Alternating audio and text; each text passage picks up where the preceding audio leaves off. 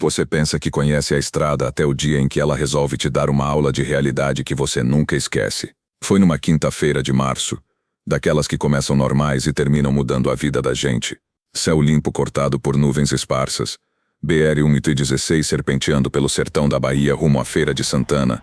Asfalto bom, movimento tranquilo para um dia de semana. Meu Mercedes V6 C44 azul marinho, placa que terminava em 17, número que meu pai dizia que dava sorte, e uma carga que parecia rotina pura.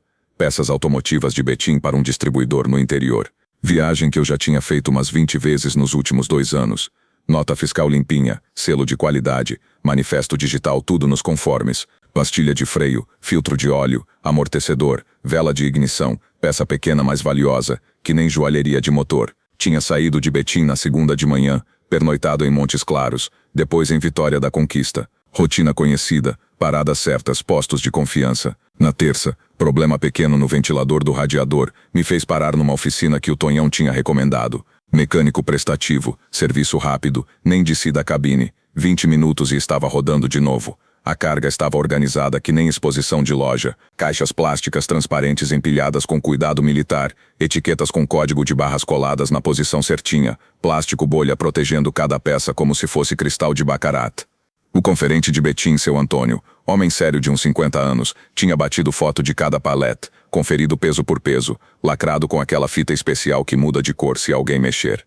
Admir, essa carga é premium, ele tinha dito enquanto eu conferia a documentação. Cliente exigente não aceita peça com arranhão, vai com cuidado na estrada. Eu tinha respondido que cuidado era comigo mesmo, que meu caminhão não era transporte, era extensão da minha casa. Era final de tarde daquela quinta, aquele horário em que o sol pinta o asfalto de dourado e faz a gente pensar na vida. O rádio estava mais movimentado que o normal, turma da estrada trocando informação sobre tráfego, radar, condições do tempo. O Ceará estava relatando chuva forte na Serra de Milagres, o pessoal do Piauí reclamando de obra parada no meio da pista. Conversa boa de quem conhece cada quilômetro da BR. Estava descendo uma lombada suave, daquelas que a gente pega em quinta marcha e deixa o motor respirar, quando avistei o movimento lá adiante. Cones laranja alinhados que nem soldados em formatura, viatura posicionada em diagonal protegendo a equipe, placa de pare e fiscalização tremulando na brisa da tarde. Rotina conhecida para qualquer caminhoneiro que se preza. Conferi mentalmente a documentação. RRV em dia. CNH de dentro da validade. Exame toxicológico feito faz 3 meses. Disco do tacógrafo rodando certinho sem irregularidade. RNTRC ativo. Seguro obrigatório quitado. Documento da carga com selo digital. Tudo que o motorista precisa para circular tranquilo. Reduzi marcha por marcha. Deixei o motor segurar o peso da carreta sem forçar o freio. O Mercedes ronronava baixinho, satisfeito com o tratamento carinhoso. Encostei no acostamento de brita bem limpa, exatamente onde o policial indicou com a seta. Procedimento padrão que qualquer profissional conhece de cor. Um policial se aproximou da cabine, postura profissional mas sem pressa, sem aquela agonia de quem quer acabar logo com o expediente. Altura média, bigode aparado, farda impecável mesmo no final do turno. Boa tarde, motorista. Documentos do veículo e da carga, por favor. Boa tarde, sargento. Entreguei a pasta organizadinha, cada documento no seu plástico, celular com o QR Code da nota fiscal já na tela. Aprendi com meu pai que organização evita problema e atraso. O policial conferiu papel por papel, digitou algumas informações no tablet, cruzou dados com o sistema. Carga de peças automotivas para a Feira de Santana, isso mesmo, sargento. Distribuidora que atende as oficinas da região. Pode abrir a carroceria para vistoria visual. Claro que sim. Desci com calma, estiquei as costas que reclamavam das horas no volante, soltei as travas da lona com o carinho de sempre.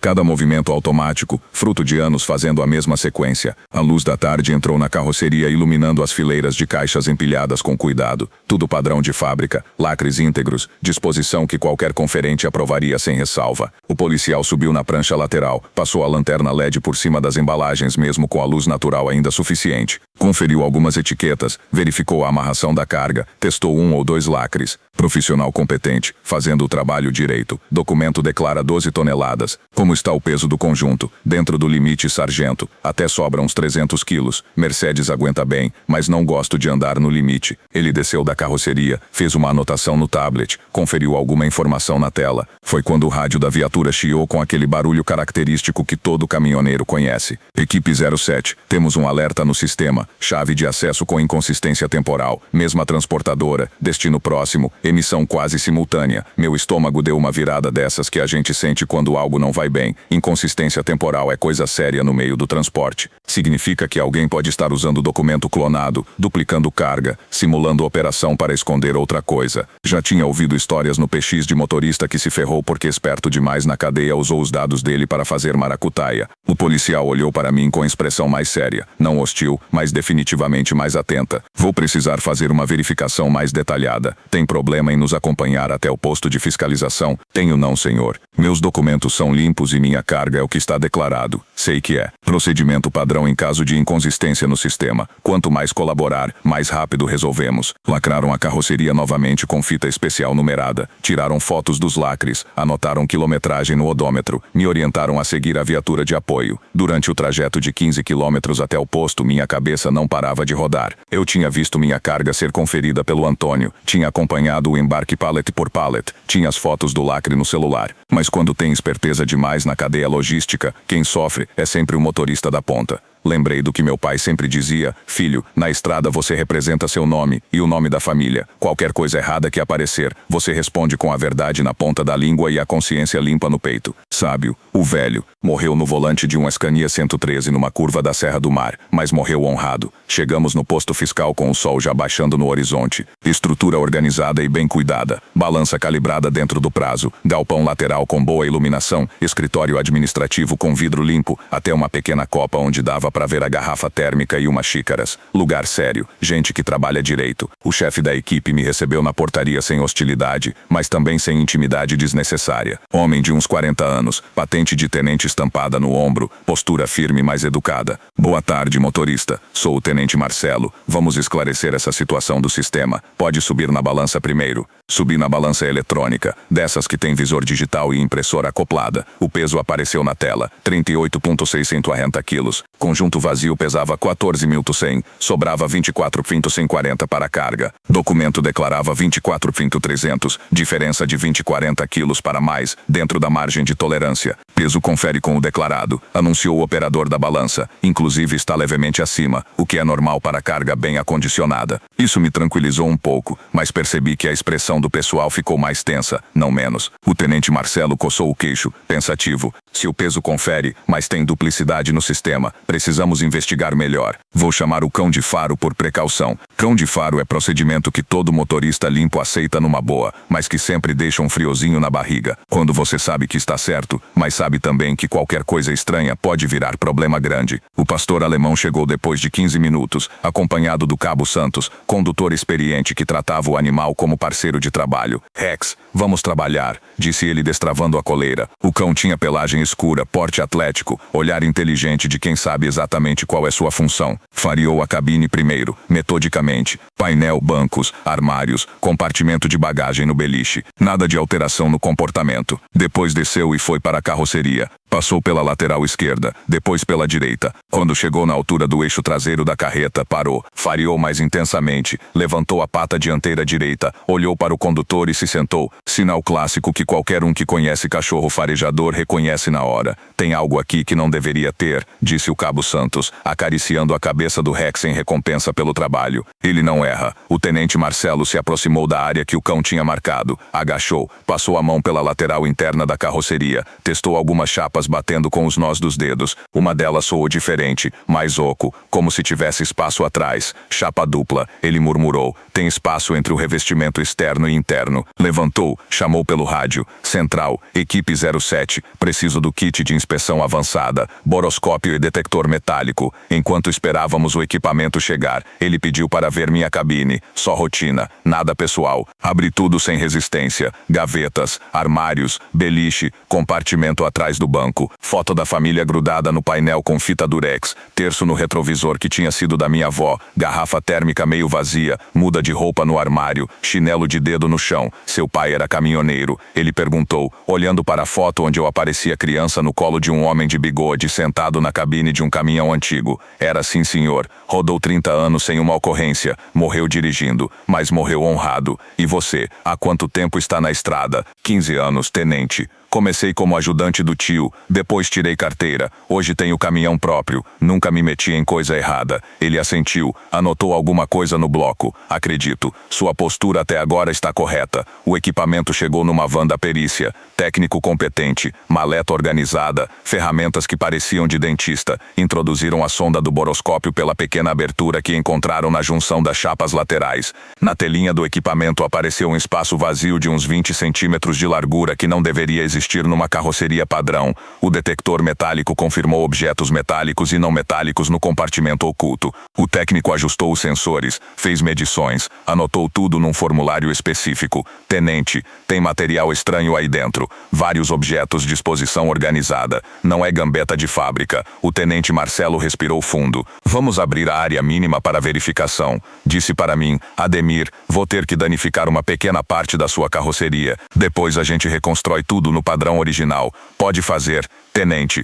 Quero esclarecer isso tanto quanto vocês. O perito trouxe uma furadeira com serra-copo, delimitou um retângulo de 20 por 15 centímetros na chapa lateral. Corte limpo, profissional, dano mínimo necessário. Quando a primeira camada de chapa foi removida, saiu um cheiro químico forte, adocicado, que eu nunca tinha sentido antes. Dentro do compartimento oculto, embalagens plásticas transparentes do tamanho de pacotes de açúcar, arrumadas em fileiras organizadas, pó branco cristalino, brilhante sob a luz da lanterna. Meu coração disparou. Mesmo sem conhecer drogas de perto, qualquer brasileiro sabe reconhecer a aparência. O tenente recuou imediatamente, ergueu a mão pedindo distância. Isolamento da área, protocolo para a substância suspeita. A equipe se moveu com precisão militar, afastaram curiosos, delimitaram perímetro com cones e fita zebrada, chamaram reforço especializado pelo rádio. Central, equipe 07, confirma a presença de substância suspeita de entorpecente, solicitando equipe da DRFA e perícia criminal. Isolamento de área concluído. Vieram os técnicos com equipamento de proteção individual, máscaras, luvas, óculos, fizeram teste preliminar na substância com reagentes químicos que mudaram de cor na hora. Positivo para anfetamina, quantidade significativa, mais de 5 quilos. Fotografaram tudo antes de tocar em qualquer coisa. Cada pacote foi catalogado, numerado, pesado em balança de precisão, lacrado individualmente em sacos específicos para material apreendido. Procedimento técnico que demonstrava treinamento e experiência. Me levaram para uma sala administrativa simples, mais limpa, mesa de fórmica, 2 cadeiras de plástico, quadro com foto do presidente na parede, ventilador de teto girando baixinho. Senta aqui, Ademir. Café? Aceitei porque a garganta estava seca e as mãos começando a tremer um pouco. Não de culpa, mas de nervoso de estar envolvido numa situação dessas. A caneca estava quente, café forte, açúcar na medida certa. Ademir, você vai prestar depoimento como vítima de ocultação de entorpecente. Não está preso, não está sendo acusado de nada. Conte tudo do embarque até aqui, sem pressa, sem omitir detalhe. Respirei fundo e comecei a contar. O embarque em Betim na segunda de manhã, conferente Antônio sério e cuidadoso. Cada palete conferido peça por peça. A viagem sem intercorrências. Pernoite em Montes Claros no posto do Geraldo. Depois em Vitória da Conquista no pátio da Petrobras. A parada na oficina na terça por causa do ventilador. 20 minutos de reparo enquanto eu ficava na cabine. Que oficina foi essa? Não lembro o nome, tenente. Fica na BR mesmo, uns 2 quilômetros antes da entrada da cidade. O Tonhão tinha recomendado, disse que era gente de confiança. Você desceu da cabine? Não, senhor. Fiquei no volante o tempo todo, apenas abri o capô para eles mexerem. Ele anotou tudo com paciência. Fez perguntas sobre horários, quilometragem, combustível, pedágios pagos. Vamos cruzar com as câmeras do pátio de embarque, rastreador do veículo, sistema dos pedágios. O que for sua responsabilidade é uma coisa, o que não for é outra coisa completamente diferente. Saí da sala com as pernas bambas, não por culpa, mas pela dimensão do que estava acontecendo. Meu caminhão usado para transportar droga sem eu saber, meu nome envolvido numa apreensão grande, minha reputação na linha. A fiscal responsável pelo caso apareceu quando eu estava encostado na grade, olhando meu Mercedes cercado de gente técnica. Mulher de uns 35 anos, patente de tenente no ombro, postura séria, mas não hostil. Tenente Rosa. Ela se apresentou, estendendo a mão. Como está se sentindo? Confuso, tenente. Mexo com caminhão há 15 anos. Aprendi com meu pai a andar sempre na linha. Nunca me meti em coisa errada. Ela encostou na lateral da viatura, ainda atenta ao movimento da perícia. Qual seu nome completo? Ademir dos Santos Silva. Ademir, você conhece sua carga quando carrega? Conheço. Sim, senhora. Já levei peça automotiva várias vezes para essa distribuidora. Sei até o cheiro de caixa nova de autopeça, diferente de caixa de eletrodoméstico ou de roupa. E percebeu algo diferente hoje, cheiro estranho, peso diferente, comportamento da equipe de embarque. Pensei com cuidado. Não, senhora, tudo normal na aparência. Peso bateu com o declarado, lacres íntegros, documentação correta. Se tem algo errado, está muito bem escondido. Ela ficou um tempo pensando, olhando para a movimentação em volta do caminhão. Ademir, procedimento salva todo mundo. Motorista honesto, empresa séria, autoridade competente. Sua conduta até agora está correta. O material foi retirado pelos técnicos da DRFA, cada pacote catalogado, fotografado, pesado e lacrado em recipientes específicos para a cadeia de custódia. A perícia encontrou vestígio de cola fresca nas bordas do compartimento, parafusos com numeração fora de sequência, resíduo de furadeira industrial ainda com pó de metal. Trabalho recente, disse o perito para a Tenente Rosa. Instalação feita há poucos dias, no máximo uma semana. Quem fez conhece estrutura de carroceria. Tudo virou prova numerada e fotografada. Régua para escala, etiquetas, carimbos, assinaturas, burocracia necessária para que o processo seja incontestável na justiça. Ademir, vai dormir aqui hoje, garantimos sua segurança e a do veículo. A Tenente Rosa falou isso, sem deixar espaço para discussão, mas também sem tom de ordem. Era proteção, não prisão. Aceitei sem reclamar.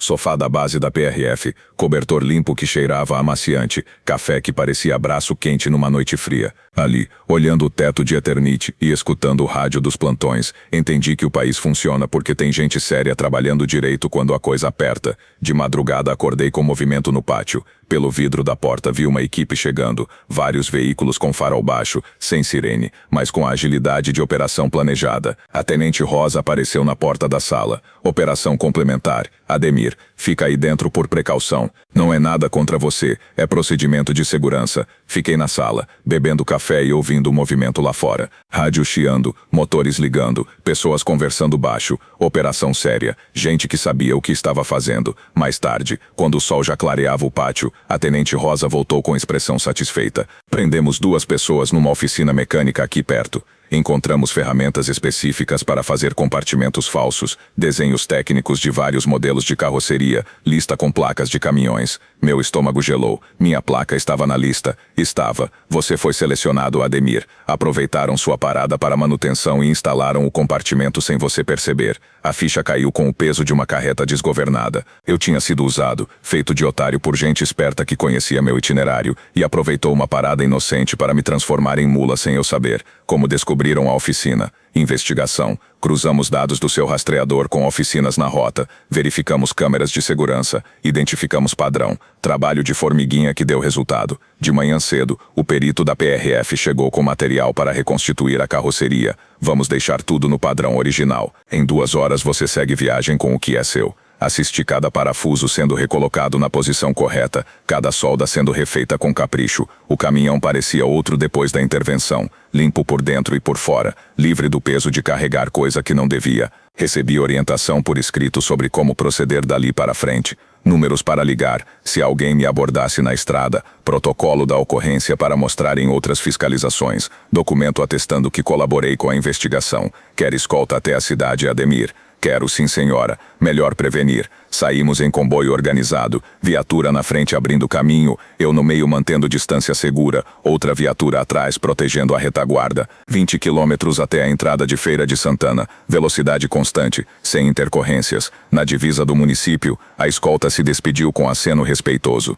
Boa viagem, Ademir. Qualquer coisa, liga para os números que demos. Segui sozinho até o cliente. Coração ainda acelerado, mas consciência tranquila. O gerente da distribuidora me recebeu na portaria com cara preocupada. Homem de uns 50 anos, barriga de cerveja, boné da empresa na cabeça. Ademir, que história é essa que recebi da transportadora? O que houve na estrada? Mostrei o termo da PRF, as fotos da apreensão, o recibo dos materiais confiscados, o protocolo da investigação. Ele leu tudo com atenção, coçando a barriga. Você não sabia de nada. Nada, seu Jorge. Descobri junto com vocês quando o cão farejador marcou o compartimento. Ele balançou a cabeça. Conformado. Mundo está perdido mesmo. Vamos descarregar o que é nosso então. Descarregamos pallet por pallet, conferindo cada caixa contra a nota fiscal. Faltaram algumas peças, provavelmente removidas quando instalaram o compartimento. As notas foram ajustadas, diferenças anotadas, seguro acionado para cobrir os prejuízos. Obrigado por não ter corrido, Ademir.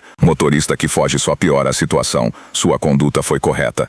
No final da tarde, com a documentação de entrega assinada e carimbada, segui para um posto de confiança onde sempre pernoitava em Feira de Santana. Precisava de uma noite tranquila para processar tudo o que tinha acontecido. Fiquei 3 dias sem pegar estrada nova. O corpo precisava baixar o giro, a cabeça precisava organizar os acontecimentos. Liguei para minha mãe, contei a história sem omitir detalhes. Ela ficou preocupada, mas orgulhosa da minha conduta. Seu pai ficaria orgulhoso, meu filho. Você fez a coisa certa. Nesse período de repouso, a corregedoria da minha empresa me ligou. Moça educada, mais direta. Perguntas que eram balas de estalo. Quem tinha a chave do pátio em Betim? Quem lacrou a carga? Por que o rastreador mostrou uma parada não programada em Vitória da Conquista? Por que o tempo de parada foi maior que o declarado na planilha? Expliquei tudo nos mínimos detalhes. Problema mecânico no ventilador. Parada de 20 minutos numa oficina recomendada pelo Tonhão. Reparo simples feito enquanto eu aguardava na cabine. Forneci número do telefone da oficina, descrição do local,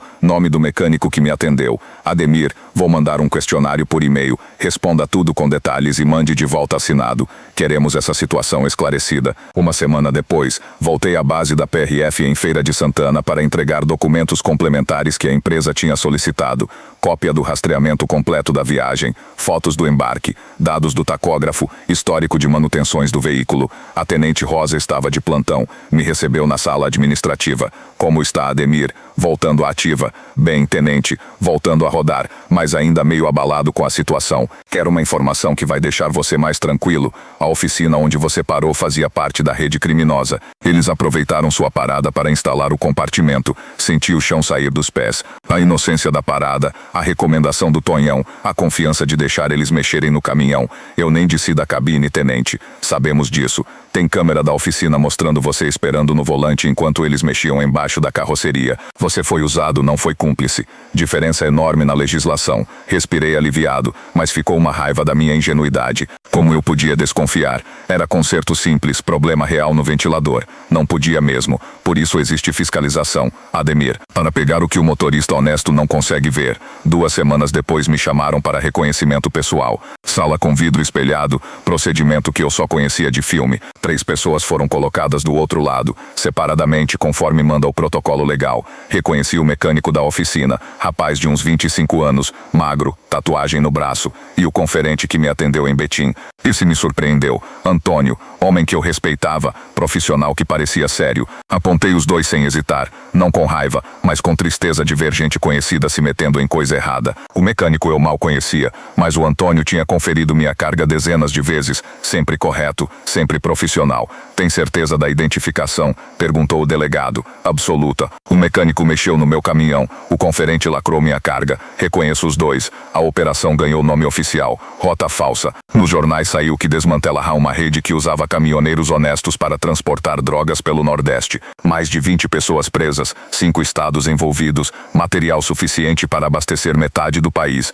Virei testemunha formal da operação, dei depoimento para o Ministério Público, respondi perguntas de promotores que conheciam cada detalhe do esquema. Minha participação foi considerada fundamental para desmantelar a rede. No PX, começaram a me zoar como sempre acontece. Ademir virou X9 da PRF. Agora o homem virou dedo duro. Cuidado com o Ademir, ele entrega todo mundo. Respondi sempre igual, no mesmo tom calmo. Virei homem do procedimento correto. Quem está limpo não precisa ter medo de fiscalização. A turma boa entendia a situação, apoiava minha conduta. A turma ruim se afastava, parava de conversar, mudava de assunto quando eu chegava. Para mim foi lucro. Melhor ficar longe de quem critica quem faz a coisa certa.